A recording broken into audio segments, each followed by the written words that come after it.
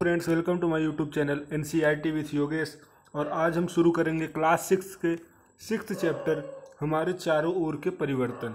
हमारे चारों ओर हमारे आस अगल बगल में कैसे परिवर्तन होते हैं।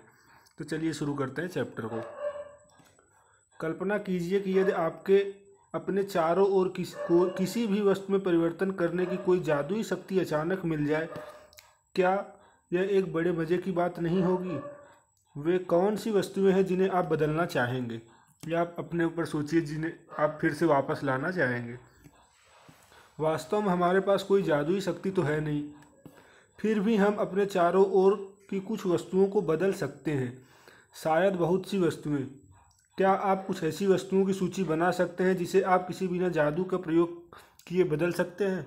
बहुत सी वस्तुएं रहती हैं जिन्हें आप उनमें परिवर्तन ला सकते हैं बिना जादू का उपयोग किए, क्योंकि जादू तो होता नहीं। हम आगे देखते हैं कि हमारे चारों ओर बहुत सी परिवर्तन अपने आप होते रहते हैं। खेतों में फसलें समय अनुसार बदलती रहती हैं, पत्तियां रंग बदलती हैं और सूखकर पेड़ों से गिर जाती हैं। फूल खिलते हैं फिर मुरझा जाते हैं। क्या कोई परिवर्तन आपके शरीर में भी होते हैं? आपके नाखून बढ़ते हैं, जैसे आपके बाल बढ़ते हैं तथा आप बढ़कर लंबे हो जाते हैं। इन सब के बढ़ने के साथ आपका वजन भी बढ़ जाता है। जब आप लंबे होंगे, बड़े होंगे, तो वजन तो बढ़ेगा ही। ठीक है। क्या आपको पहले भी महसूस हुआ है कि आपके चारों ओर हर समय बहुत से परिवर्तन होते हैं? क्या आप लोगों ने इसके ऊपर कभी पहले विचार किया है? अगर ऐसा नहीं किया तो हम इस चैप्टर में देखते हैं। क्या कुछ परिवर्तनों को साथ साथ समूहों में रख सकते हैं? ये जो परिवर्तन होते हैं इनको क्या हम कैटेगराइज या इनका समूह बना सकते हैं? हम विभिन्न प्रकार के परिवर्तनों को समूहों में कैसे रख सकते हैं? इसमें यदि कोई समानता मिलेगी तो वह हमारे लिए सहायक होगी। अगर इनको समूह बनाकर हम अलग कर देंगे तो उस कैटेगरी को हम देख पाएंगे, इसमें कैसे परिवर्तन हो रहे हैं उसे हम अच्छे से समझ पाएंगे। क्या सभी परिवर्तन सदैव उत्क्रमित किए जा सकते हैं? उत्क्रमित मतलब उन्हें रिवर्स या फिर से वापस उसी स्थिति में लाया जा सकता है। ठीक है। अब इस टॉपिक में सबसे पहले हम इसका एक फर्स्ट एक्टिविटी देख लेते हैं। क्रियाकलाप फर्स्ट। एक गुब्बारा लीजिए और उसे फुलाइए। सावधानी बरतें कि वह फट न जाए। गुब्बारे का आकार एवं आमाप बदल जाता है। जब आप गुब्बारे को फुलाएंगे तो उसका आकार और उसकी माप बदल जाएगी। अब उसकी हवा निकल जाने दें। अब उसकी पूरी हवा एक बार निकल जाने दें। जैसे यहाँ की एक गुब्बारा फुलाया है। अब इससे क्या बताना चाहते हैं, हम आगे बताएगा उसमें। उससे फिर एक्टिविटी 2 देख लेते हैं। एक कागज़ का टुकड़ा ले और उसे चित्र 6.2 के अनुसार मोड़े। जैसे यहाँ पे चित्र दिया है 6.2 में, उसे मतलब एक जहाज बनाए जैसे। ठीक है। 6.2 के अनुसार मोड़े।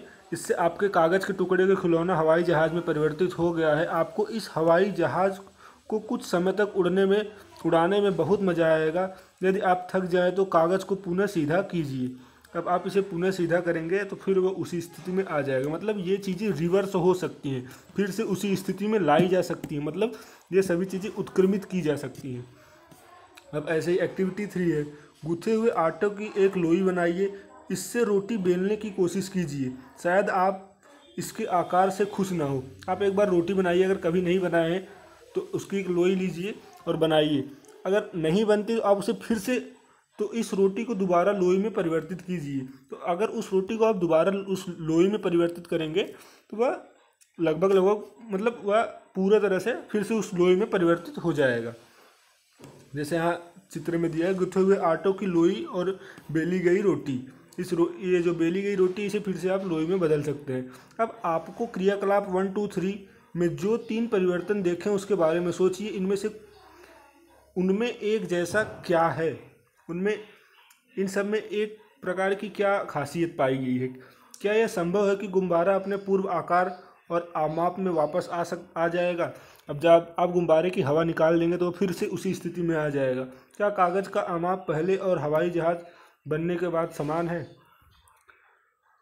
हवाई जहाज़ बनाने के बाद समान है। उस समय तो नहीं समान है, लेकिन जब उसे हम फिर से हटा देंगे उस हवाई जहाज़ से, उसकी स्थिति को फिर से पुराने स्थिति में लाएंगे तो वो बदल जाएगा।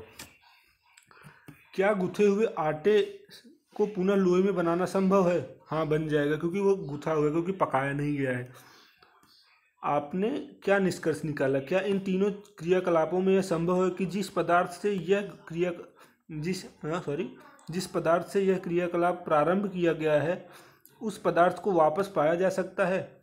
वही जैसे मैंने ऊपर बताया उन सबको, ये अभी तक हम जितने किए, जैसे गुब्बारा फुलाया, कागज़ को मोड़ा, लोई बनाई, इन सबको फिर से उसी स्थिति में वापस ला सकते हैं। मतलब ये रिवर्सिबल है या उत्क्रमित चीज़ें हैं। यदि हाँ, तो इसका मतलब है जो परिवर्तन इन क्रियाकलापों में हो रहे हैं उन्हें पुनः स्थिति में लाया जा सकता है। आइए इन क्रियाकलापों को कुछ अलग ढंग से करते हैं। ठीक है, जैसे मैंने ऊपर बताया ये सभी चीज़ें उत्क्रमित की जा सकती हैं। अब हम आगे की एक्टिविटी देखते हैं। एक्टिविटी 4, उस गुब्बारे को लीजिए जिसको क्रियाकलाप फर्स्ट में उपयोग किया गया था। जो आपने गुब्बारा लिया था उसे फिर से लीजिए और उसके पूरे आमाप में फुलाइए। अब फिर से उसको आप पूरी तरह से फुलाइए तथा उसके मुख को पतले धागे से कसकर बांध दीजिए। गुब्बारे में आप अपनी नुकीली पेंसिल से छेद कीजिए। ओह, गुब्बारा फट गया। अब जब गुब्बारे को आप छेद करेंगे तो फट जाएगा, तो लेकिन ये फिर से उस स्थिति में नहीं लाया जा सकता, ये रिवर्सिबल नहीं है।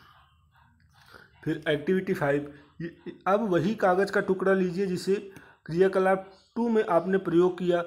उसके ऊपर एक हवाई जहाज का रेखा चित्र बनाइए तथा उसे बाहरी रेखा के साथ काटिए। अब आप जैसे यहाँ पे दिया है इसको फिर से वैसे ही बनाइए और आप यहाँ से काट दीजिए।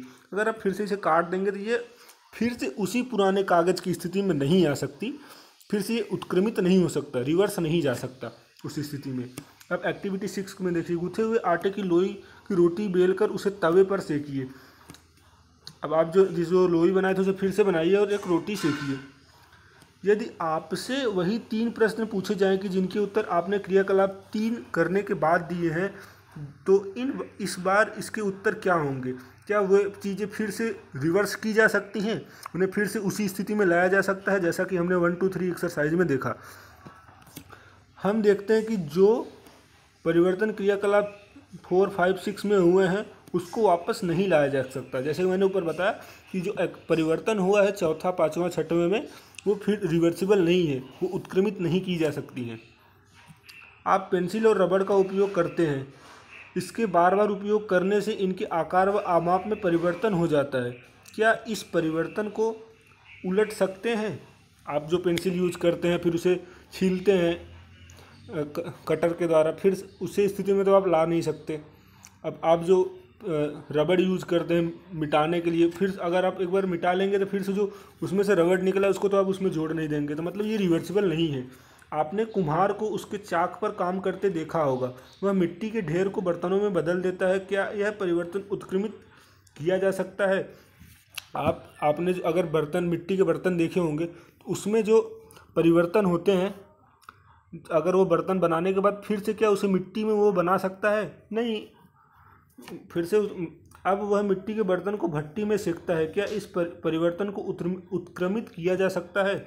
मतलब पहले मिट्टी है तो जब कच्ची मिट्टी है तो उसे बना तो सकता है, लेकिन जब उसे भट्टी पे पका देगा तो फिर से वह मिट्टी की स्थिति में, वही पुरानी स्थिति में नहीं ला सकता। मतलब उसे उत्क्रमित नहीं किया जा सकता या रिवर्स उसी स्थिति में नहीं ले जा सकता। सारणी 6.1 में कुछ सामान्य परिवर्तन दिए गए हैं। आपके विचार से इनमें से किन परिवर्तनों को उत्क्रमित किया जा सकता है?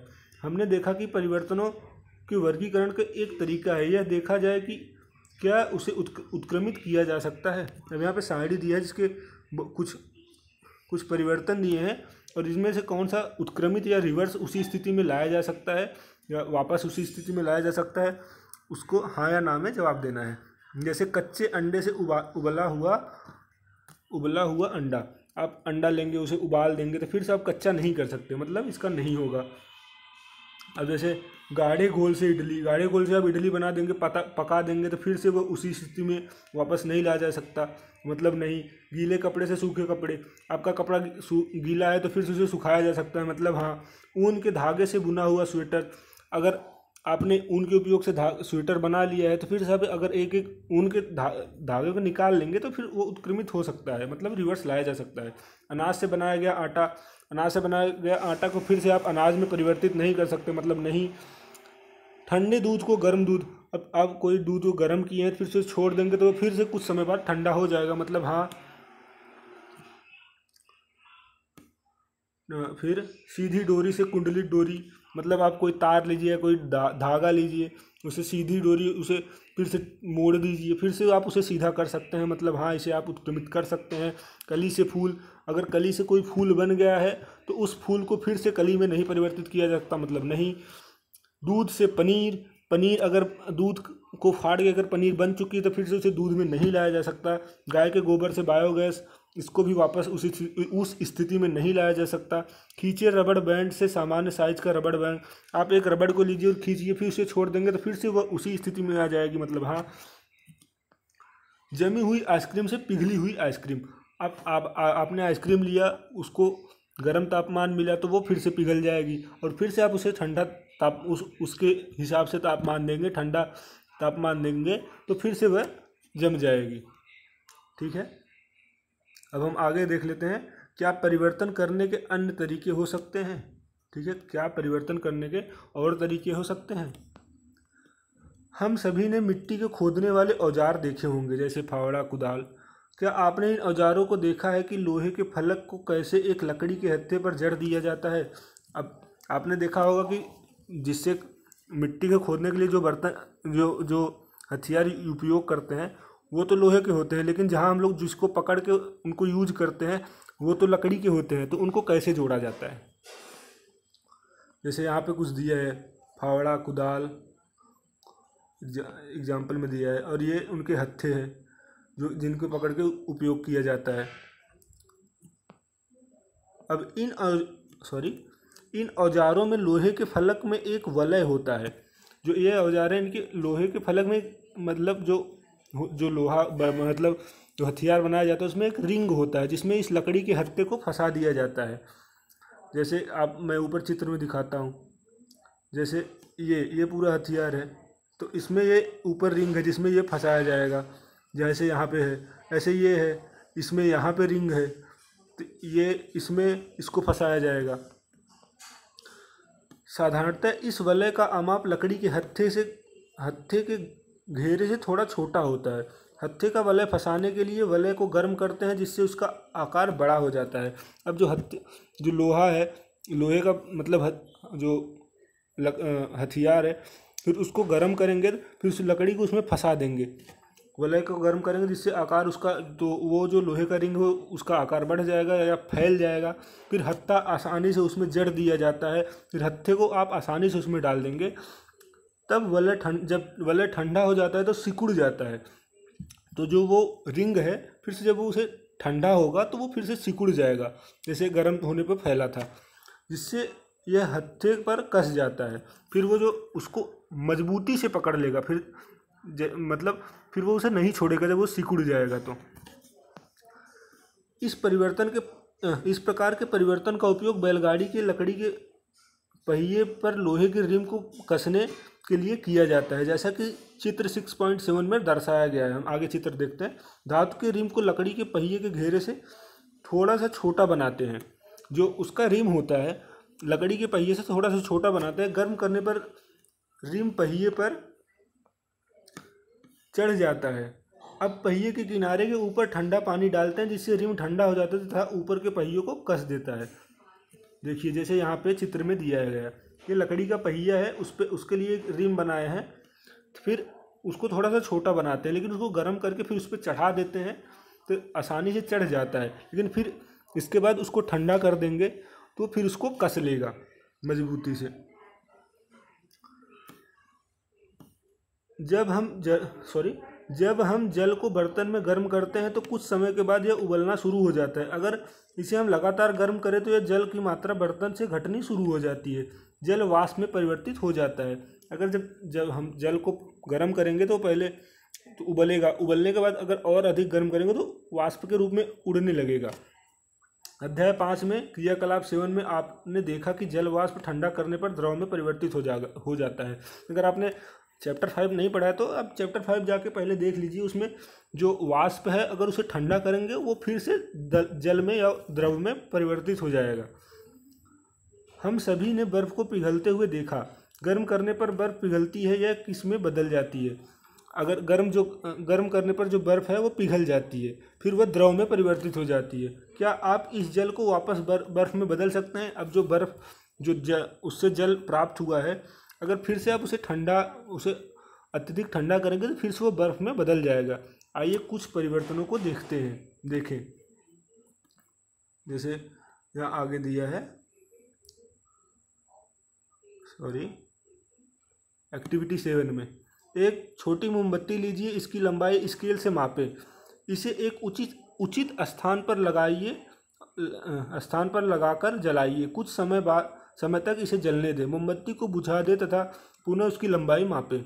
आप मोमबत्ती लीजिए, उसकी साइज उसको जलाइए, फिर उसकी साइज थोड़ी घट जाएगी, आप उसके आकार को मापिए। मोमबत्ती जैसे यहाँ पे जल रही है, क्या मोमबत्ती के लंबाई में परिवर्तन को उत्क्रमित किया जा सकता है? तो उसकी जो लंबाई घटी है फिर से क्या वह उसी स्थिति में लाया जा सकता है?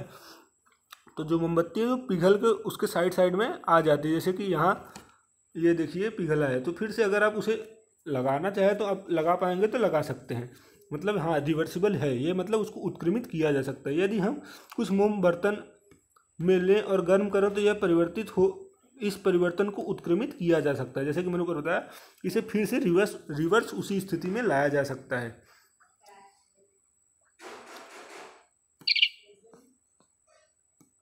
क्रियाकलाप 7 को धूप बत्ती से दोहराइए। जो एक्टिविटी 7 है, जो जैसे ये हमने किया मोमबत्ती से किया, अब इसी को धूप बत्ती से दोहराइए। जब तक यह पूरी तरह से जले प्रतीक्षा करें। धूप बत्ती में क्या परिवर्तन दिखाई दिए? धूप बत्ती जलने पर कुछ नए पदार्थ बनते हैं, ये कुछ राख जैसे गैस के रूप में होते हैं। अगर आप धूप बत्ती लेंगे, उसे जलाएंगे तो वो राख में परिवर्तित हो जाएगा। धूप बत्ती जलने पर कुछ नए पदार्थ बनते हैं, ये राख तथा गैस के रूप में है। हम इन गैसों को देख तो नहीं सकते, परंतु इनकी मन भावन सुगंध के कारण इन्हें महसूस कर सकते हैं। क्या इस परिवर्तन को उत्क्रमित किया जा सकता है? नहीं, ये वापस उसी स्थिति में नहीं लाया जा सकता, क्योंकि ये राख में बदल चुका है। फिर इस प्रकार माचिस की तीली में क्या परिवर्तन हुए? इसी प्रकार माचिस की तीली में क्या परिवर्तन हुए जिसे मोमबत्ती को जलाने में उपयोग किया गया? आपने जो मोमबत्ती को जलाने के लिए माचिस का उपयोग किया गया है, क्या उसे फिर से उसी जले हुए को फिर से माचिस जैसी स्थिति में लाया जा सकता है? फिर से जलाने की स्थिति में नहीं लाया जा सकता, वो उत्क्रमित नहीं हो सकता। अभी तक हमने परिवर्तनों की नियत वस्तुएं, इनके पदार्थ पर देखा है।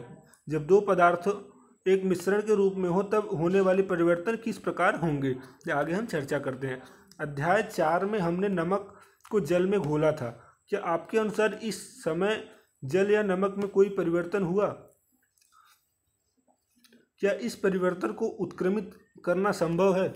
अब जो नमक और जल को हम लोगों ने घोला है, अगर उसे अलग अलग कर देंगे तो फिर से उसे उसी स्थिति में लाया जा सकता है। अध्याय 5 के क्रियाकलाप में हमने नमक के विलयन को गर्म करके नमक प्राप्त किया था। जैसा कि हमने चैप्टर 5 में ये सब चीज़ें देख चुके हैं। इस प्रकार क्या हम कह सकते हैं कि नमक को पानी में घोलने से हुए परिवर्तन को उत्क्रमित किया जा सकता है? हाँ। पहेली ने पूछा कि क्या आपने दही को जमते हुए देखा है? गुनगुने गर्म दूध में दही को थोड़ी सी मात्रा मिलाई जाती है, दूध को हिलाकर कुछ घंटों के लिए एक गर्म स्थान पर रखा जाता है। अगर आप लोगों ने देखा होगा तो दही कैसे बनाया जाता है कि दूध को गर्म करके उसमें थोड़ी सी दही की मात्रा मिला के उसे गर्म स्थान पर रखते हैं, फिर वो दही में परिवर्तित हो जाता है। कुछ ही घंटों में दूध दही में परिवर्तित हो जाता है। क्या इस परिवर्तन को उत्क्रमित किया जा सकता है? क्या दही को फिर से दूध की स्थिति में लाया जा सकता है? तो नहीं लाया जा सकता। हमने देखा कि पदार्थों को गर्म करके या किसी अन्य पदार्थों के साथ मिश्रण करके उसमें कुछ परिवर्तन लाए जा सकते हैं। हमने यह भी देखा कि कुछ परिवर्तन उत्क्रमित किए जा सकते हैं, जैसा कि हमने ऊपर चैप्टर में देखा कि कुछ पदार्थों को हम रिवर्स या फिर से उसी स्थिति में वापस लाया जा सकता है, जबकि कुछ अन्य को उत्क्रमित नहीं किया जा सकता, कुछ अन्य को रिवर्स उसी स्थिति में नहीं लाया जा सकता। हमारे चारों ओर की वस्तुओं को परिवर्तन करने की बहुत सी अन्य विधियों भी हो सकती। हमारे जो वस्तुएं यूज करते हैं उसमें उनको उत्क्रमित या फिर से रिवर्स लाने या उसी स्थिति में लाने की कई विधियां हो सकती हैं। यह संभव है कि इसमें से कुछ को उत्क्रमित किया जा सके, कुछ को इसमें से वापस उसी स्थिति में लाया जा सकता है। इस प्रकार हमारे चारों ओर के परिवर्तनों को दो वर्गों में वर्गीकृत किया जा सकता है। हमारे होने वाले जो चारों ओर परिवर्तन है उन्हें दो भागों में बांटा जा सकता है। परिवर्तन जिसे उत्क्रमित किया जा सके, पहला जिसे फिर से उसी स्थिति में लाया जा सके या उसे उत्क्रमित किया जा सके, और तथा दूसरा परिवर्तन जिन्हें उत्क्रमित नहीं किया जा सकता, जैसे कि हमने धूप बत्ती को देखा, वह रिवर्सिबल नहीं है। जैसे दही से दूध बन गया, दूध से दही बन गया, तो फिर से उसे नहीं लाया जा सकता उसी स्थिति में। अपनी उच्च कक्षाओं में इन परिवर्तनों को करने की विधियों के बारे में तथा इनको वर्गीकृत करने के बारे में आप विस्तार से अध्ययन करेंगे। अब तक हमें तो अभी सिर्फ इतना ही बताया गया, आप जब आगे अगली कक्षाओं में जाएंगे इनका हम डीप में अध्ययन करेंगे। अब इस चैप्टर के कुछ प्रमुख शब्द देख लेते हैं। परिवर्तन मतलब वही चेंज जो होता है। संकुचन मतलब सिकुड़ना। वाष्पन मतलब जल का वाष्प के रूप में बदलना। प्रसार मतलब फैलना। गलन मतलब जो बर्फ मतलब कोई ठोस चीज़ का द्रव में बदलना, जैसे बर्फ का पानी में बदलना। अब इस चैप्टर का सारांश देख लेते हैं। कुछ परिवर्तन को उत्क्रमित किया जा सकता है तथा कुछ को नहीं। जैसे हम लोगों ने इस चैप्टर के दो भागों में बांटा, कुछ पदार्थों को रिवर्स उसी स्थिति में लाया जा सकता है और कुछ को नहीं लाया जा सकता। पदार्थ को गर्म करके या किसी अन्य पदार्थ के साथ मिश्रित करके उसमें परिवर्तन लाए जा सकते हैं। जैसे कि नमक पानी के घोल में हमने देखा कि उनको फिर से उसी स्थिति में लाया जा सकता है, कुछ वो रिवर्सिबल हो सकते हैं। तो ठीक है, यहाँ पे हमारा चैप्टर कंप्लीट हुआ। तो अगर ये वीडियो आपको अच्छा लगा तो प्लीज़ इसे लाइक करें, शेयर करें और चैनल को सब्सक्राइब करें। Okay, thank you.